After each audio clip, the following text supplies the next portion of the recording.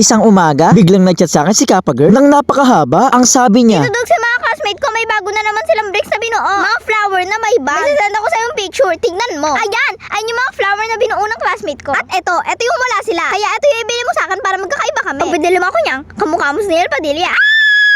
dahil mabait akong tito at honor naman si Kappa Girl, yes, order tayo. At after 3 days lang, may nagdoorbell sa bahay ko. Pagbukas ko na pintuan, nagulat ako sa nakita ko. Meron na palang dumating sa aking parcel. Sigurado ako ito yung flower bag na bricks na bubuuin ko para kay Kappa Girl. Eto nga, excited na akong buuin to. Kaya naman tara, unboxing na natin.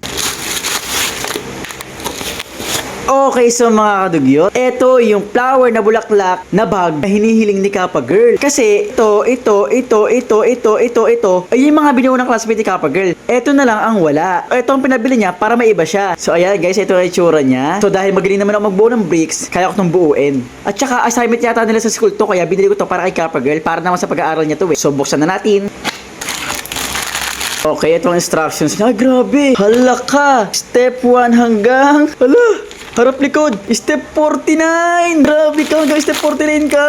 Woo! Binuksan ko na nga itong plastic. At meron itong 3 balot na mga bricks. Binuksan ko na nga ito isa-isa at hindi ko pinagdikit-dikit. Para madali ko na makita ang bawat first pag magbubuo na ako. Bago magbuo, ito nga. Tinignan ko ulit yung instructions. Mag-uumpisa na kasi ako mag-warm up eh.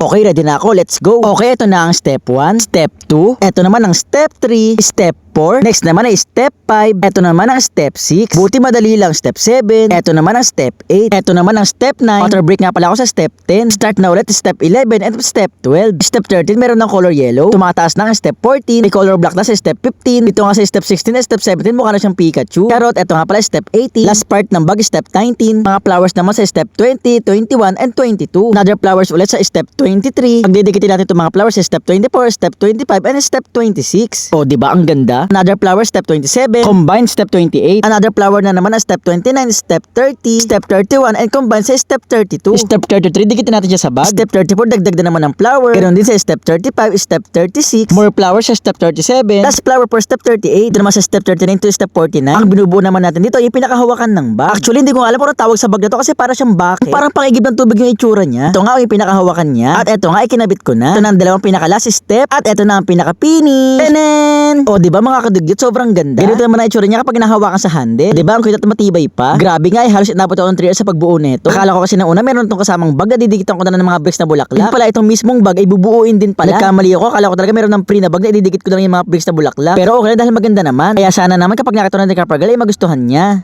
Ayun naman yung flower bricks ko. Okay, dito. Pwede ko naman yan kunin. Kasi papakita ko sa mga classmate ko. Bye!